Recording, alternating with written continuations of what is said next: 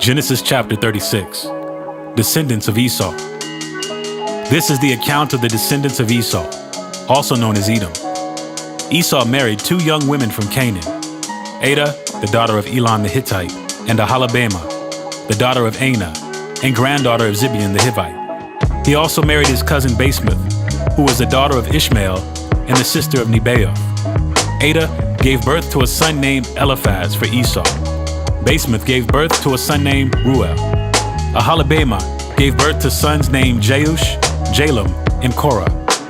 All these sons were born to Esau in the land of Canaan. Esau took his wives, his children, and his entire household, along with his livestock and cattle, all the wealth he had acquired in the land of Canaan, and moved away from his brother Jacob. There was not enough land to support them both, because of all the livestock and possessions they had acquired. So Esau, also known as Edom, settled in the hill country of Seir. This is the account of Esau's descendants, the Edomites, who lived in the hill country of Seir. These are the names of Esau's sons: Eliphaz, the son of Esau's wife, Adah, and Ruel, the son of Esau's wife, Basemath. The descendants of Eliphaz were Teman, Omar, Zepho, Gatam, and Kenaz.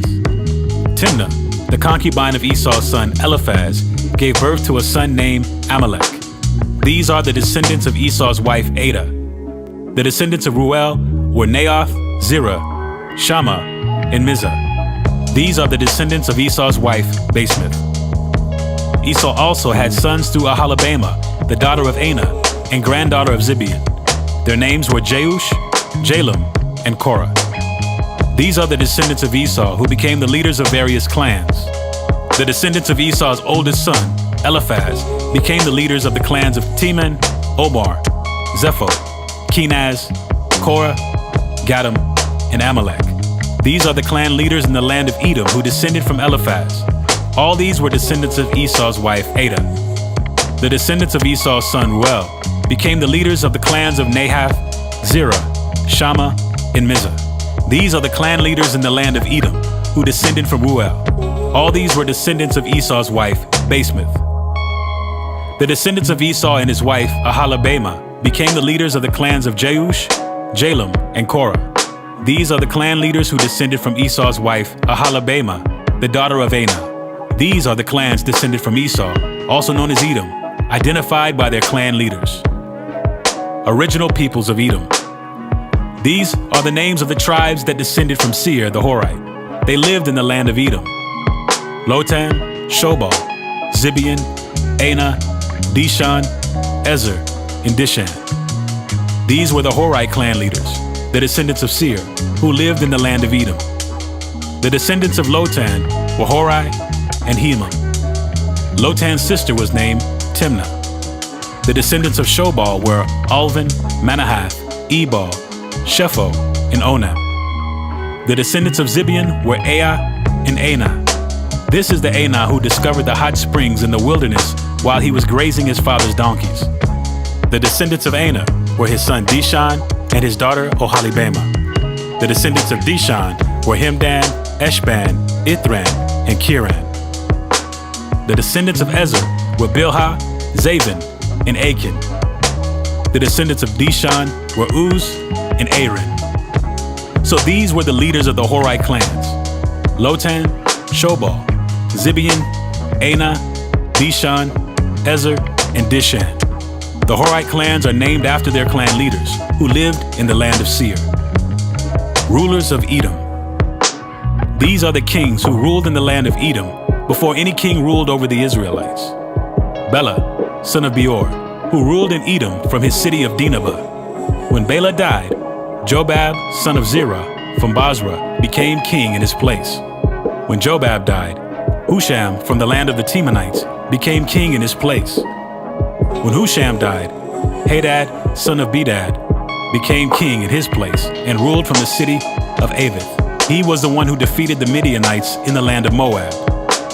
When Hadad died, Samlah from the city of Masrekah became king in his place. When Samlah died, Shaul from the city of Rehoboth on the river became king in his place. When Shaul died, Baal-Hanan, son of Akbor, became king in his place. When Baal-Hanan, son of Akbor, died, Hadad became king in his place and ruled from the city of Poa. His wife was Mehetabel, the daughter of Matred and granddaughter of Mezahab. These are the names of the leaders of the clans descended from Esau, who lived in the places named for them: Timnah, Alva, Jetheth, Ahalabama, Elah, Penin, Kenaz, Teman, Mibzar, Magdiel, and Iram. These are the leaders of the clans of Edom, listed according to their settlements in the land they occupied. They all descended from Esau, the ancestor of the Edomites.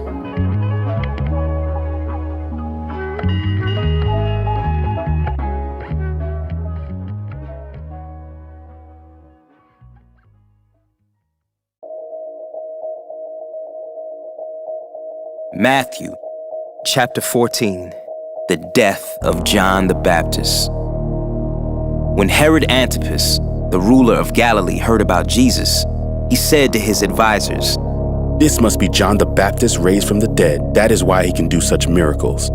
For Herod had arrested and imprisoned John as a favor to his wife, Herodias, the former wife of Herod's brother, Philip. John had been telling Herod, "It is against God's law for you to marry her." Herod wanted to kill John, but he was afraid of a riot because all the people believed John was a prophet. But at a birthday party for Herod, Herodias' daughter performed a dance that greatly pleased him. So he promised with a vow to give her anything she wanted. At her mother's urging, the girl said, "I want the head of John the Baptist on a tray."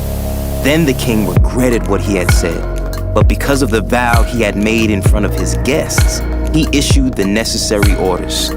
So John was beheaded in the prison, and his head was brought on a tray and given to the girl, who took it to her mother. Later, John's disciples came for his body and buried it. Then they went and told Jesus what had happened. Jesus feeds 5,000. As soon as Jesus heard the news, he left in a boat to a remote area to be alone. But the crowds heard where he was headed and followed on foot from many towns. Jesus saw the huge crowd as he stepped from the boat, and he had compassion on them and healed their sick. That evening, the disciples came to him and said, "This is a remote place, and it's already getting late. Send the crowds away so they can go to the villages and buy food for themselves." But Jesus said, "That isn't necessary. You feed them." "But we have only 5 loaves of bread and 2 fish. They answered. "Bring them here," he said. Then he told the people to sit down on the grass. Jesus took the 5 loaves and 2 fish, looked up toward heaven, and blessed them. Then, breaking the loaves into pieces, he gave the bread to the disciples, who distributed it to the people. They all ate as much as they wanted, and afterward, the disciples picked up 12 baskets of leftovers. About 5,000 men were fed that day, in addition to all the women and children. Jesus walks on water. Immediately after this, Jesus insisted that his disciples get back into the boat and cross to the other side of the lake while he sent the people home. After sending them home, he went up into the hills by himself to pray. Night fell while he was there alone. Meanwhile, the disciples were in trouble far away from land, for a strong wind had risen, and they were fighting heavy waves. About 3 o'clock in the morning, Jesus came toward them walking on the water. When the disciples saw him walking on the water, they were terrified. In their fear, they cried out, "It's a ghost!" But Jesus spoke to them at once. "Don't be afraid," he said. "Take courage. I am here." Then Peter called to him, "Lord, if it's really you, tell me to come to you, walking on the water." "Yes, come," Jesus said. So Peter went over the side of the boat and walked on the water toward Jesus. But when he saw the strong wind and the waves, he was terrified and began to sink. "Save me, Lord!" he shouted. Jesus immediately reached out and grabbed him. "You have so little faith," Jesus said. "Why did you doubt me?" When they climbed back into the boat, the wind stopped. Then the disciples worshiped him. "You really are the Son of God," they exclaimed. After they had crossed the lake, they landed at Gennesaret. When the people recognized Jesus, The news of his arrival spread quickly throughout the whole area, and soon people were bringing all their sick to be healed. They begged him to let the sick touch at least the fringe of his robe, and all who touched him were healed.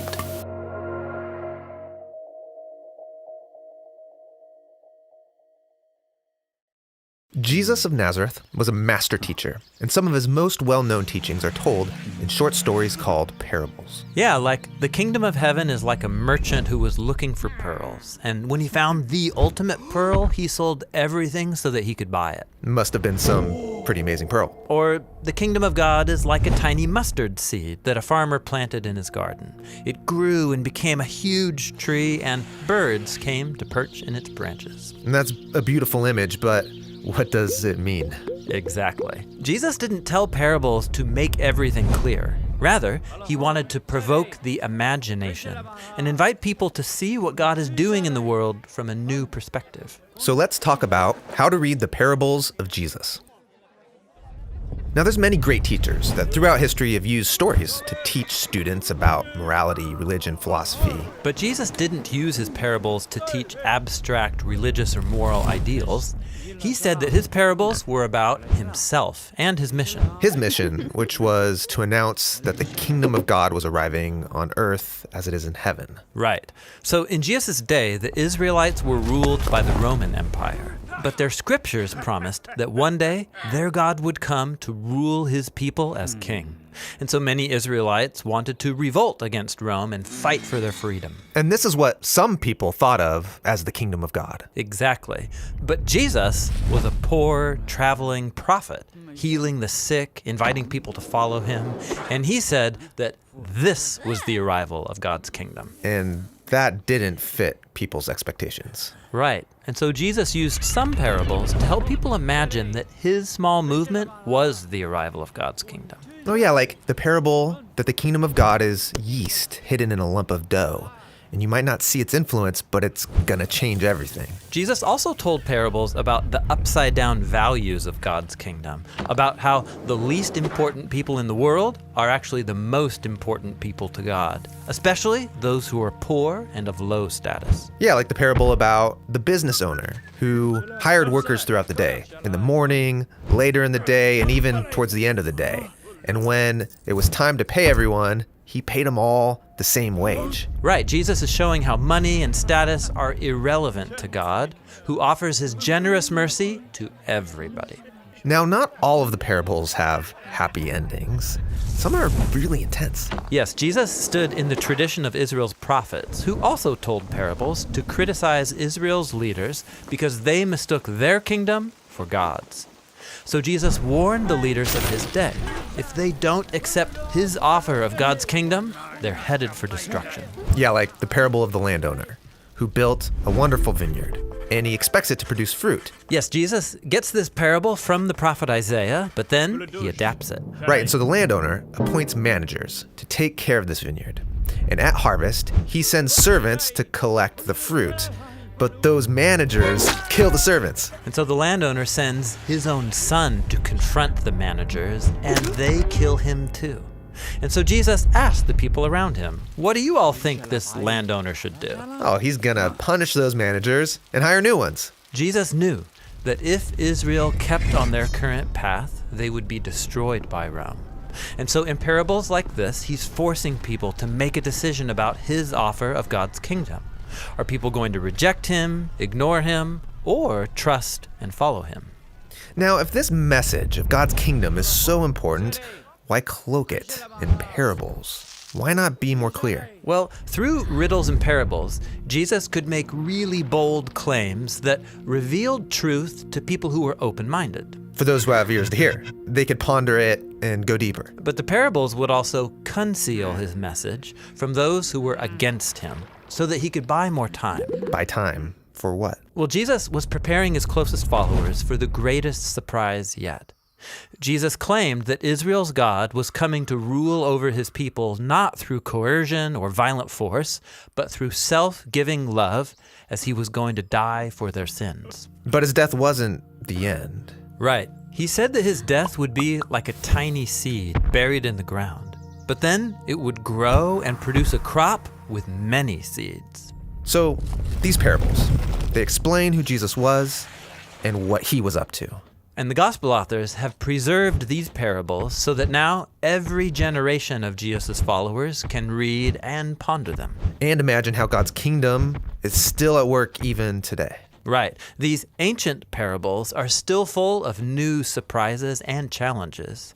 They're like a storehouse packed with treasures, some that are new, some that are old, and it's all just waiting to be discovered.